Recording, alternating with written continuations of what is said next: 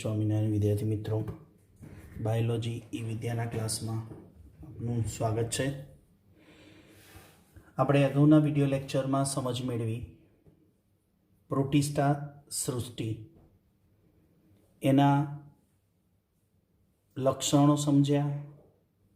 ત્યાર પછી એના મુખ્ય 4 ગ્રુપ કયા કયા બોલો તો. Number 1 chrysophytes, number 2 dinoflagellates, number 3 slime mold, number 4 પ્રજીવો. પ્રજીવોના પણ 4 પ્રકાર સમજ્યા. એક અમીબીય, ખોટા પગ દ્વારા ઉત્પન્ન કરીને રચના બનાવે, કશાધારી, પક્ષમધારી અને બીજાણુધારી. ત્યાર પછી આપણે વિટેકરની વર્ગીકરણ સૃષ્ટિ પ્રમાણે RH વિટેકરની વર્ગીકરણ 5 સૃષ્ટિ પ્રમાણે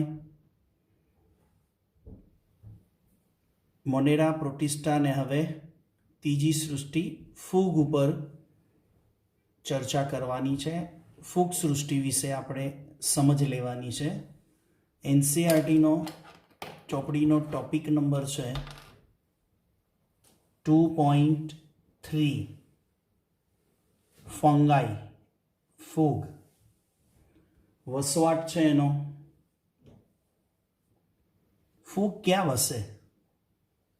હંમેશા એટલું યાદ રાખો, ફૂગનો વસવાટ હૂંફાળી, ભેજવાળી જગ્યાઓ હોય.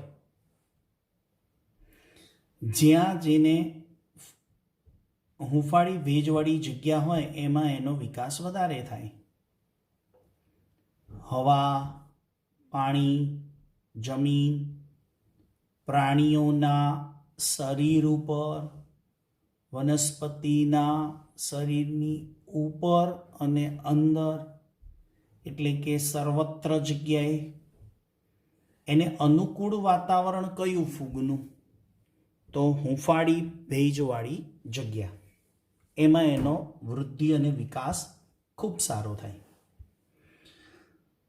હવે જે આ ફૂગના લક્ષણોની ચર્ચા કરવાની છે ને, એ ફૂગના 4 ગ્રુપ છે. એને તો આપણે પછી સમજવાના છે. પણ અહીંયા જે ફૂગની ચર્ચા કરીશું ને, એ લગભગ બધા જ પ્રકારની ફૂગની કોમન ચર્ચા છે. કોમન લક્ષણો. ફૂગ એકકોષી પણ હોય એની શરીર રચના, કે બહુકોષી પણ હોય. એકકોષી ફૂગમાં નામ યાદ રાખજો, ઈસ્ટ છે. ઈસ્ટ નામની ફૂગ એકકોષી છે. સમજો, વિટેકરે એકકોષી છે, આ ઈસ્ટ એકકોષી છે. તો એકકોષી કોણ છે? પ્રોટિસ્ટા સૃષ્ટિ. તો એમાં કેમ ફૂગને સમાવેશ નથી કર્યો? ઈસ્ટનો સમાવેશ નથી કર્યો? કેમ કે ઈસ્ટ એ ફૂગ છે અને RH વિટેકરે ફૂગની એક અલગ સૃષ્ટિ આપેલી છે, જેમાં એકકોષી હોય કે બહુકોષી ફૂગ એમાં જ મૂકવાની. અન્ય બીજી ફૂગોના નામ આવશે જે બહુકોષી છે અને ઈસ્ટ છે એ એકકોષી છે. ફૂગનો દેહ કેવો હોય? તો જનરલી ફૂગ તમે જુઓ ને તો પોચા રૂ જેવી હોય.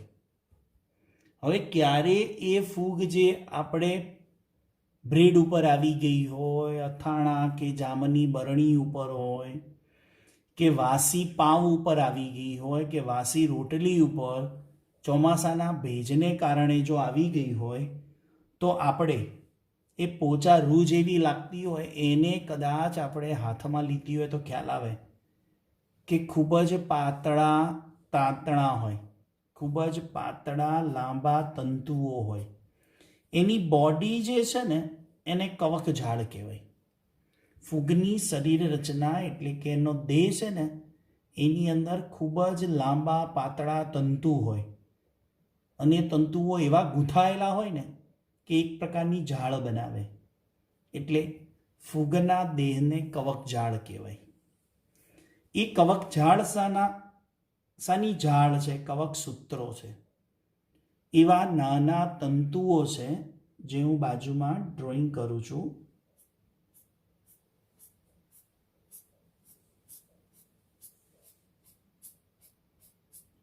આવા તાંતણાઓથી બનેલી હોય એને કવક સૂત્રો કહેવાય. આ એક તંતુ છે એ કવક તંતુ કહેવાય. કવક તંતુઓ કવક સૂત્રો બનાવે અને કવક સૂત્રો કવક જાળ બનાવે. ફૂગના નાનામાં નાના એકમને, દેહના નાનામાં નાના એકમને કવક તંતુ કહેવાય. કવક તંતુ કો ઘણી ચોપડીઓમાં કવક તંતુ એ જ કવક સૂત્રો છે, પણ એ કવક સૂત્રો ભેગા મળીને કવક જાળ બનાવે. એ કવક સૂત્રો કેવા હોય? બહુકોષ કેન્દ્રીય, એટલે એમાં એક કરતાં વધારે કોષ કેન્દ્રો આવેલા હોય. કોષરસ હાજર હોય અને કોષરસ ભરેલી નળાકાર રચના છે. હવે આને જો ઝૂમ કરીને જોઈએ ને,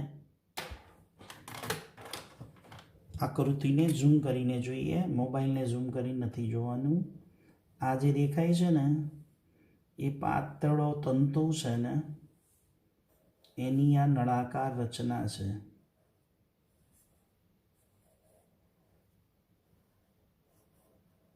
આ નળાકાર રચના થઈ અને એની અંદર આવા કોષ કેન્દ્રો હોય. કોષ કેન્દ્ર છે.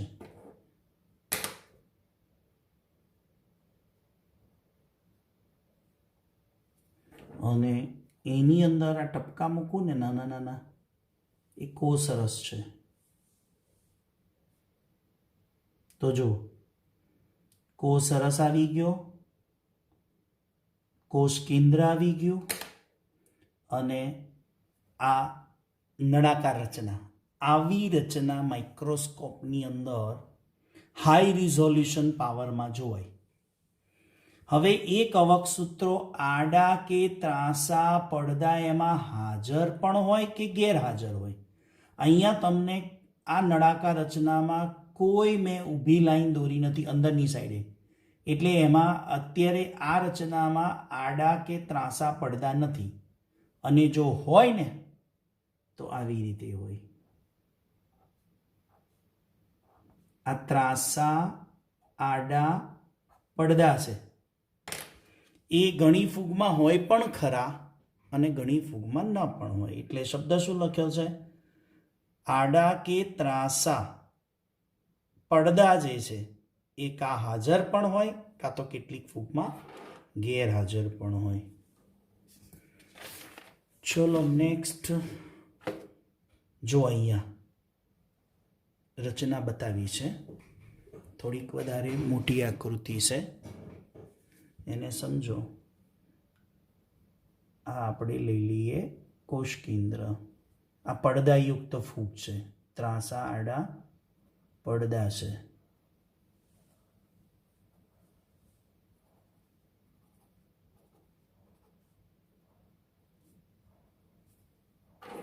નળાકાર રચના થઈ અને આ બધો કોષરસ છે.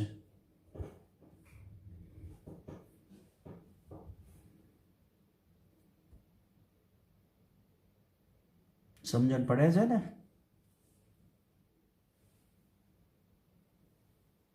આકૃતિ આવે ત્યાં આકૃતિ જોડે દોરતા રહેવાની, જે અહીંયા મેં ડ્રોઈંગ કરી હોય. અને કોઈ પણ વિદ્યાર્થી વારે વારે એમ ન પૂછે કે સાહેબ તમે PDF મોકલો છો એ પણ લખવાની અને ચોપડી પણ લખવાની, બંને લખવાનું. આપણે સાયન્સ લીધું છે, મહેનત કરવાની છે. અહીંયા જે વિડીયો લેક્ચરમાં સમજાવું એ મારી ક્લાસ વર્કની નોટ કહેવાય. એ ક્લાસ વર્કની નોટ એટલી ઇઝી ટેકનિકથી બનાવેલી હોય કે જેથી ચોપડી ભરચક લખી છે એના શબ્દોને યાદ રાખવા, એને સમજવા માટે તમારે આ નોટ્સ કામ લાગે. ખબર પડી ગઈ ને? એટલે બધાએ કમ્પલસરી PDF લખવાની, જેને ક્લાસ વર્ક કહેવાય. આજે બોર્ડ ઉપર હું ભણાવતો હોય તો બોર્ડ વર્ક તમે લખો કે નહીં, અને પછી એ લખ્યા પછી તમને હોમવર્કમાં શું આપું? ચોપડી પ્રમાણેની વર્ડ ટુ વર્ડ અને લાઇન ટુ લાઇન લખવાની, તો જ આપણને એનસીઈઆરટી તૈયાર થાય, તો જ નીટની અંદર 720માંથી અને બાયોલોજી 360માંથી સારામાં સારો સ્કોર થાય. ચલો, કોષ દિવાલ શાની બની છે? ફંગસ સેલ્યુલોજની. નામ છે ફંગાઈ એટલે ઇંગ્લિશ ફંગસ કહેવાય ને સેલ્યુલોજ. ફંગસ સેલ્યુલોજ બોલો, અથવા તો એની અંદર સેલ્યુલોજની સાથે સાથે કાઇટિનના તંતુઓ છે, એટલે કાઇટિન વત્તા સેલ્યુલોજ, આનું મિશ્રણ એટલે ફંગસ સેલ્યુલોજ. તો ફૂગની કોષ દિવાલ ફંગસ સેલ્યુલોજની બનેલી છે એમ પણ લખાય, અથવા તો કાઇટિન વત્તા સેલ્યુલોજ. ઘણી બુકમાં પોલિસેકેરાઇડ લખ્યું હશે. ફૂગના શરીરમાં ખોરાકનો સંગ્રહ કયા સ્વરૂપે થાય? ગ્લાયકોજન અને તૈલ બિંદુઓ, એટલે કે ચરબી સ્વરૂપે. ગ્લાયકોજન એ કાર્બોહાઈડ્રેટનું સ્વરૂપ છે, અને મેદ કહીએ, ચરબી કહીએ, એ મેદ બિંદુ તૈલ બિંદુ કહેવાય. એટલે ગ્લાયકોજન અને મેદ બિંદુ તરીકે ખોરાકનો સંગ્રહ કરે. હવે વાત છે પોષણ પદ્ધતિ, ફૂગની પોષણ પદ્ધતિ. દેખાય છે ને ટોપિક વાઇઝ? કેવું સરસ લખ્યું છે. તમે ચોપડી વાંચો, ક્યાં ગોથા ખાવ છો ખબર પડી જશે. અને આટલું સમજ્યા પછી ચોપડી વાંચો, બહુ ઇઝી વસ્તુ યાદ રહેશે.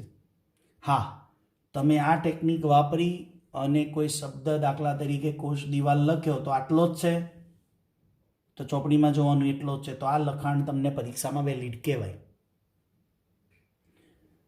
પોષણ પદ્ધતિ વિષમપોષી છે. વિષમપોષી એટલે ફૂગ જુદા જુદા પ્રકારનું પોષણ ધરાવે. કેટલીક મૃતોપજીવી હોય, એટલે શું? મૃત ઘટકોમાંથી પોષણ મેળવે એટલે મૃતોપજીવી. પરોપજીવી એટલે શું? અન્ય કોઈ વનસ્પતિ અને પ્રાણીઓના શરીરમાં રહીને પોષણ મેળવે તો પરોપજીવી. સહજીવી એટલે શું? તો કોઈ અન્ય વનસ્પતિ અથવા તો પ્રાણી સાથે ફાયદાકારક જીવન પસાર કરે, જેમાં અન્ય સજીવને ફાયદો થાય અને ફૂગને પણ ફાયદો થાય. સમજવા જેવો એક નીટનો કોન્સેપ્ટ છે. સહજીવી એટલે એક સિગ્નલ આવે પ્લસ પ્લસ, એટલે શું? કે બે સજીવો સાથે રહે છે, એમાં બંને સજીવોને એકબીજાથી ફાયદો થાય, એટલે એવું જે જીવન છે ને સહજીવન કહેવાય. પરોપજીવન એટલે પ્લસ અને માઇનસ લખાય. આવા પરોપજીવન, આવી જીવન પદ્ધતિમાં એક સજીવને નુકસાન થાય એટલે કે માઇનસ, અને બીજા સજીવને ફાયદો થાય એટલે પ્લસ. મૃતોપજીવીમાં તો આવે જ નહીં, કેમ કે મૃત ઘટક છે. હવે આગળ ડિટેલમાં જોઈએ મૃતોપજીવી એટલે શું. મૃતોપજીવી ફૂગ, એનું વ્યાખ્યા અને ઉદાહરણ પૂછાય તો તમે લખી શકો, અને પ્રશ્ન એવો પણ પૂછાય કે ફૂગની પોષણ પદ્ધતિ સમજાવો, તો તમારે ફૂગની પોષણ પદ્ધતિ 3 પ્રકારની નામ લખવાના, અને આવી રીતે સમજી શકાય. ચોપડીમાં બરાબર ધ્યાનથી જોજો, કદાચ ક્યાંય કોઈ લાઈન ચોપડીમાં ખૂટતી હશે તો એ અહીંયા આપણે પૂરી કરી છે. મૃતોપજીવી પોષણ એટલે કે એવી ફૂગ જે મૃત સજીવોમાંથી, એટલે કે મરેલા ઘટકોમાંથી, મૃત પામેલા પ્રાણીઓ અને વનસ્પતિના દેહમાંથી દ્રાવ્ય કાર્બનિક ઘટકો મેળવે, કે એનો ખોરાક મેળવે. બિલાડીનો ટોપ, કોઈ બિલાડીનો ટોપ નથી, કોઈ એવું નથી કે બિલાડી કઈ જગ્યા ઉપર ટોપી જેવી રચના બનાવી. નામ એવું છે બિલાડીનો ટોપ. એટલે એવું માનવું નહીં કે બિલાડીએ કોઈ ટોપી જેવી રચના કરી એટલે એનું નામ પડ્યું બિલાડીનો ટોપ. ઘણાને પ્રશ્ન હોય, સાહેબ આ બિલાડીનો ટોપ કેમ કહેવાય, ગાયનો ટોપ ના કહેવાય? પણ ક્યાંક એવી ગડમથલ હોય કે આવો બિલાડીનો ટોપ છે ને તમે ક્યાં જોયો હશે ખબર છે? ગંદા, ઉકરડા અને એવી બધી જગ્યાએ જ્યાં ભેજ અને હુંફાળી વાતાવરણ હોય. હવે કોઈએ ત્યાંથી બિલાડી પસાર થઈ હશે ને જોયું હોય અને પછી આવી રચના દેખાઈ હોય એટલે નામ આપ્યું કે ભાઈ આ તો બિલાડીનો ટોપ કહેવાય. ઇંગ્લિશ એનું નામ છે મશરૂમ. એટલે આ મૃતોપજીવી ફૂગ છે ને એ નિવસન તંત્રની અંદર વિઘટકો તરીકે કામ કરે, ડિકમ્પોઝર તરીકે. જો આ વિઘટન થાય ને તો કુદરતને ફાયદો જ થાય. આગળ કદાચ બેક્ટેરિયાની પોષણ પદ્ધતિમાં મૃતોપજીવી બેક્ટેરિયા વાત કરી હતી વિઘટકો તરીકે. તો વિઘટકો તરીકે ફૂગ અને બેક્ટેરિયાનો રોલ હોય છે જે કુદરતને ફાયદાકારક માટે હોય છે. ચલો, બીજા પ્રકારની ફૂગ છે પરોપજીવી ફૂગ. પરોપજીવી ફૂગ એટલે નામ જ કેવું, પર એટલે કે બીજા ઉપર જીવન પસાર કરનાર.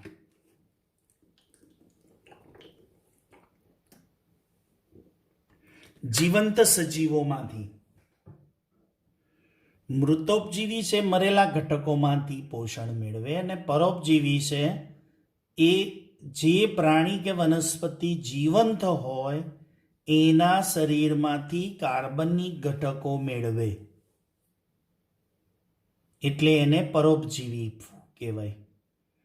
એમાં ઉદાહરણ છે આલ્બ્યુગો. બોલો તો, એક બે વાર બોલવાનું, આલ્બ્યુગો. બીજી છે પક્સિનિયા. પિક્સિનિયા પણ બોલાય અને પક્સિનિયા પણ બોલાય.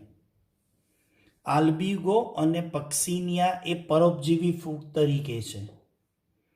આગળ ત્રીજા પ્રકારની પોષણ પદ્ધતિ ધરાવતી ફૂગ કઈ છે? સહજીવન.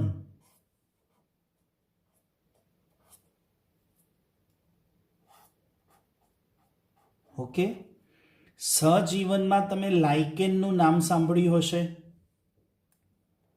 ના સાંભળ્યું હોય તો અહીંયા ધ્યાન આપજો. આઈ થિંક 10મા ધોરણ સુધી લાઇકેન શબ્દ આવી જ ગયો હોય. લાઇકેન એટલે એક એવું જીવન કે જેની અંદર લીલ અને ફૂગ બંનેનું સહજીવન હોય. શું હોય? લીલ અને ફૂગનું બંનેનું સહજીવન હોય, જેમાં લીલથી ફૂગને ફાયદો અને ફૂગથી લીલને ફાયદો. આ ચેપ્ટરના એન્ડિંગમાં લાઇકેનનો ફકરો આપ્યો છે. પાનું ઉથલાવીને જોવું હોય તો જોઈ શકો છો. એટલે ત્યારે ચર્ચા એની વિશેષ કરીશું કે લાઇકેન શું છે. પણ અત્યારે ફૂગનું જીવન ચાલે છે, ફૂગ સૃષ્ટિ વિશે સમજીએ છીએ. એટલે આપણે ફૂગની સાથે લીલનો વસવાટ એવું જે સહજીવન છે એ લાઇકેન કહેવાય. જ્યારે ફૂગની સાથે મૂળનું સહજીવન હોય એવા વનસ્પતિના મૂળ છે કે જેના અંદર મૂળમાં ફૂગના તાતણા હોય. એટલે એ મૂળ અને ફૂગ બે સાથે સહજીવન પસાર કરે, જેમાં મૂળને ફૂગથી ફાયદો છે અને ફૂગથી મૂળને ફાયદો છે. તો એવા મૂળને કવક મૂળ કહેવાય. કવક મૂળ કેમ? મૂળની અંદર ફૂગ છે એટલે કે ફૂગનો દેહ એટલે કવકજાળ, એટલે નામ પડ્યું કવક મૂળ, જેને અંગ્રેજીમાં કહેવાય માઇકોરાઇઝા. આ માઇકોરાઇઝા એ શું છે એની અલગ અલગ 3 થી 4 જગ્યા ઉપર ચર્ચા આવશે, ત્યારે આપણે એને ડીપમાં જોઈશું. કવક મૂળ એટલે મૂળ અને ફૂગનું સહજીવન. સમજાયું? ક્યાં આવશે આની ચર્ચા? 11th સાયન્સની અંદર આના પછીનું ચેપ્ટર વનસ્પતિ સૃષ્ટિ એની અંદર આવશે અનાવૃત બીજધારી, અને અનાવૃત બીજધારીની અંદર એ ટોપિક આવશે એક નાનકડી 3 લાઈન કે કવક મૂળ શું છે, ત્યાં આપણે સમજાવીશું. સેકન્ડ ટાઈમ આવશે ચેપ્ટર નંબર 11, જેનું ટાઇટલ છે વનસ્પતિના જલ સંબંધો, એટલે કે પાણીનું વહન, વનસ્પતિમાં પાણીનું વહન, ટ્રાન્સપોર્ટેશન ઇન પ્લાન્ટ. એની અંદર પણ આની ચર્ચા છે. ત્યાર પછી ક્યાં ચર્ચા આવશે? બાર સાયન્સની અંદર 2 ચેપ્ટરમાં એનું ડિટેલિંગ છે. તો કવક મૂળ એટલે કે માઇકોરાઇઝા એ શું છે? ફૂગ અને મૂળનું સહજીવન. લાઇકેન શું છે? ફૂગ અને લીલનું સહજીવન. તો આ થઈ ફૂગની પોષણ પદ્ધતિ.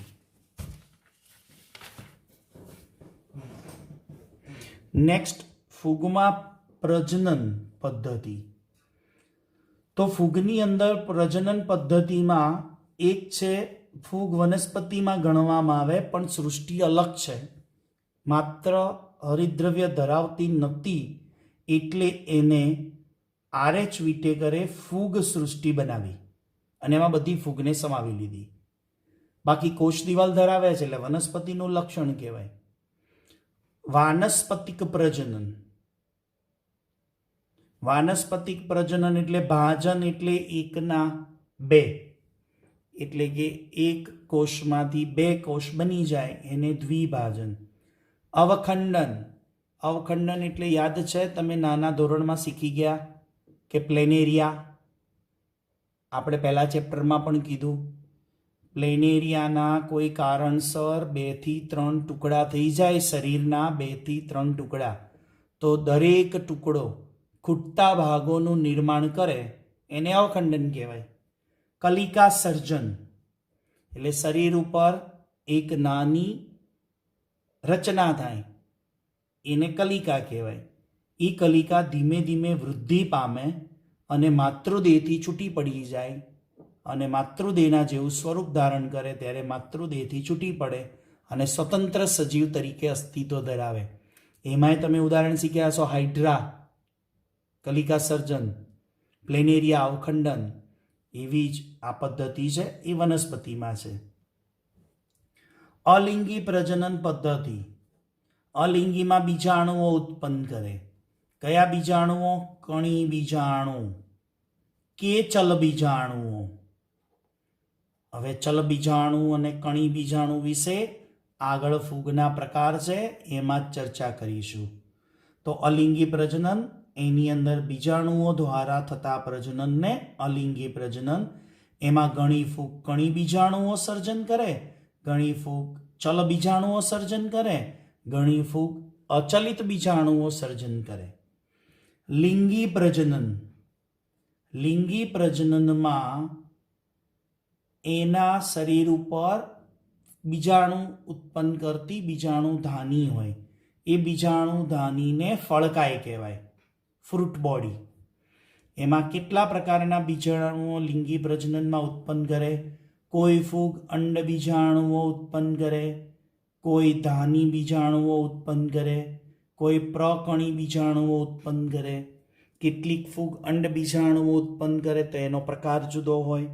ધાની બીજાણુઓ ઉત્પન્ન કરે એને આધારે ફૂગનો પ્રકાર પડે.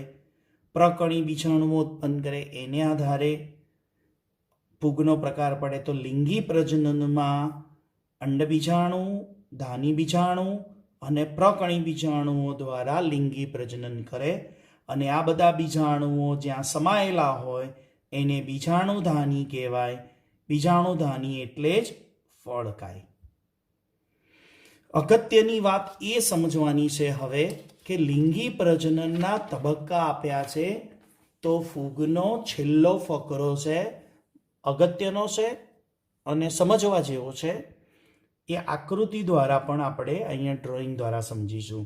લિંગી પ્રજનનના મુખ્ય 3 તબક્કા છે. નંબર 1 જીવરસનું સંયુગ્મન, નંબર 2 કોષકેન્દ્રનું સંયુગ્મન અને નંબર 3 અને છેલ્લું સ્ટેપ અર્ધીકરણ. આ 3 સ્ટેપ પૂરા થાય ત્યારે લિંગી પ્રજનન કમ્પ્લીટ થયું કહેવાય. તો સમજીએ જીવરસ સંયુગ્મન. તો જીવરસ એટલે નામ આવડે જીવરસ. કોઈ પણ સજીવની અંદર એક પ્રકારનો રસ છે જેને જીવરસ કહેવાય.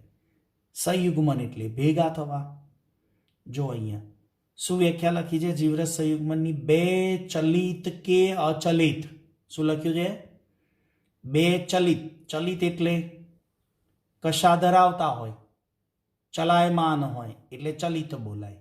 અને જે બીજાણુઓ કશા ધરાવતા નથી એટલે કેવા હોય? અચલિત. એટલે ચલાયમાન ન હોય એટલે અચલિત હોય. એવા બીજાણુઓ એટલે કે જન્યુઓ ના જીવરસનું જોડાણ એટલે જીવરસ સંયુગ્મન. સમજો અહીંયા બતાવ્યો છે એક નરજન્યુ. નરજન્યુ છે આખો. આ નરજન્યુ છે એક કોષ જ કહેવાય, જેને આપણે પ્રાણીઓમાં શુક્રકોષ કહીએ, એની સાથે સરખાઈ શકાય. આ નરજન્યુનું કોષ કેન્દ્ર છે જો, અને આ છે માદાજન્યુ. તો નરજન્યુ, આ માદાજન્યુ, બંનેની અંદર જીવરસ છે. જીવરસ અને આ કોષ કેન્દ્ર. ઓકે. હવે આ માદાજન્યુ અને આ નરજન્યુ બંને ભેગા થાય છે. આગળની આકૃતિ જોવા, બંને કોષ ભેગા થઈ ગયા, બંને જન્યુઓ ભેગા થઈ ગયા. તો બંનેનો જન્યુઓ ભેગા થઈ ગયા એટલે કોષ એક બની ગયો, પણ જીવરસ બંનેનો શું થઈ ગયો? ભેગો થઈ ગયો. એટલે જીવરસ યુગ્મન કહેવાય. જીવરસનું જોડાણ થઈ ગયું. નરજન્યુના જીવરસ અને માદાજન્યુના જીવરસનું જોડાણ થયું એટલે શું કહેવાય? જીવરસ સંયુગ્મન. તમને આ જીવરસ સંયુગ્મન દેખાય છે, પણ એની અંદર જુઓ કોષ કેન્દ્રો બે છે. સમજણ પડી? તો આ જે કોષ કેન્દ્રો બે છે ને, એ અવસ્થાને દ્વિકોષ કેન્દ્રીય અવસ્થા કહેવાય. કઈ અવસ્થા કહેવાય? દ્વિકોષ કેન્દ્રીય અવસ્થા. અને આ થોડોક ટાઈમ જ રહે, પછી શું થાય આગળ જુઓ. એ જ જીવરસ સંયુગ્મન ધરાવતો એક કોષ છે, એની અંદર ધીરે ધીરે ધીરે કોષ કેન્દ્રો પણ બે જોડાઈ ગયા. તો બે કોષ કેન્દ્રો જોડાય છે. બંને કોષ કેન્દ્રો જોડાઈને એક જ કોષ કેન્દ્ર બનાવી દેશે. એટલે આ બંને કોષ કેન્દ્રો જોડાઈ ગયા એટલે એને કહેવાય કોષ કેન્દ્ર સંયુગ્મન. ધીમે ધીમે ધીમે સ્ટેપ છે. લિંગી પ્રજનનમાં પહેલા શું થાય? જન્યુઓ સર્જાય. નરજન્યુ સર્જે, માદાજન્યુ સર્જે. એ નરજન્યુ ને માદાજન્યુ એકબીજાના સંપર્કમાં આવે. સંપર્કમાં આવે ત્યારે જીવરસનું સંયુગ્મન થાય. જીવરસના સંયુગ્મન પછી કોષ કેન્દ્રો બે જોડાઈ જાય એટલે કોષ કેન્દ્રનું સંયુગ્મન થાય. અને ત્યાર પછી આ જે કોષ કેન્દ્ર છે એની અંદર જેટલા રંગસૂત્રો છે એ રંગસૂત્રોની સંખ્યા અડધી થઈ જાય. માની લો કે આ ફૂગની અંદર, માની લો કે આ ફૂગમાં, આ નરજન્યુમાં 8 રંગસૂત્રો છે. આમાં કેટલા છે? 8 છે. હવે આ જ્યારે કોષ કેન્દ્ર ભેગા થાય ત્યારે કેટલા રંગસૂત્રો થઈ ગયા? 16. અને પછી જ્યારે અર્ધીકરણ થાય ત્યારે કેટલા રંગસૂત્રો થઈ જાય? 8. 16 ના અડધા 8 એટલે રંગસૂત્રોની સંખ્યા અડધી થઈ જાય. એટલે કે એકકીય રંગસૂત્રો હોય અંદર. તો ત્રીજું સ્ટેપ અર્ધીકરણ. તો આ થયા લિંગી પ્રજનનના 3 તબક્કા. પહેલું સ્ટેપ જીવરસનું જોડાણ થાય, પછી કોષ કેન્દ્ર જોડાય, અને ત્યાર પછી કોષ કેન્દ્રમાં રહેલા રંગસૂત્રોની સંખ્યા અડધી થઈ જાય. તો આ લિંગી પ્રજનનના તબક્કા. અને ફૂગની છેલ્લી લાઈન ચોપડીમાં જોજો. ફૂગ સૃષ્ટિના વિવિધ વર્ગોનું વિભાજન. ફૂગ સૃષ્ટિમાં અલગ અલગ પ્રકારની ફૂગ છે. તો કેવી રીતે આપણે એ ફૂગને અલગ પાડી શકાય? તો આર.એચ. વિટેકર અને અન્ય સાયન્ટિસ્ટોએ, બોટનિસ્ટ કહેવાય, જેમને ફૂગને વિવિધ વર્ગોમાં વહેંચી છે, ખાસ તો RH વિટેકર. એને એક તો બહારની રચનાને આધારે એટલે બાહ્યાકાર રચનાને આધારે ફૂગના પ્રકાર પડે, બીજાણુનો નિર્માણ પ્રકાર, બીજાણુ કયા પ્રકારના સર્જાય છે એ બીજાણુને આધારે એક ફૂગ બીજી ફૂગથી જુદી પડે. ત્રીજું છે ફળકાયનું નિર્માણ, એટલે કે એના શરીરમાં કયા પ્રકારનું ફળકાય બનાવે છે એને આધારે એક ફૂગ બીજી ફૂગથી જુદી પડે.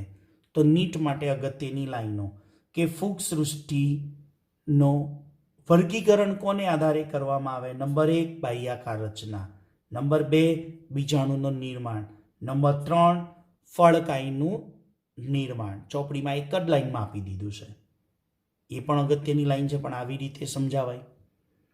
તો આ 3 આધાર લઈ અને ફૂગને કેટલા વર્ગોમાં વહેંચી છે? 4 વર્ગોમાં વહેંચી છે. તો કયા કયા 4 વર્ગો? કે પહેલી ફૂગનો પ્રકાર પડે ફાઇકોમાયસેટિસ. શું બોલવાનું? ફાઇકોમાયસેટિસ. બીજું છે આસ્કોમાયસેટિસ. ત્રીજું છે બેસિડોમાયસેટિસ. ચોથું છે ડ્યુટરોમાયસેટિસ. બોલો મારી સાથે. ફૂગના 4 વર્ગો કયા કયા? 1 ફાઇકોમાયસેટિસ, 2 આસ્કોમાયસેટિસ, 3 બેસિડોમાયસેટિસ, 4 ડ્યુટરોમાયસેટિસ. આ 4 ફૂગના વર્ગો છે, એને આપણે 1 બાય 1 એક એક ફૂગના વર્ગને વ્યવસ્થિત રીતે સમજવાના છે અને તમને સમજાવવાના છે અને તમારે સમજવાના છે. તો નેક્સ્ટ વિડીયો લેક્ચરની અંદર આપણે એના ઉપર સમજ મેળવીશું, ફૂગના 4 પ્રકાર ઉપર. ત્યાં સુધી સૌ વિદ્યાર્થી મિત્રોને જય સ્વામિનારાયણ.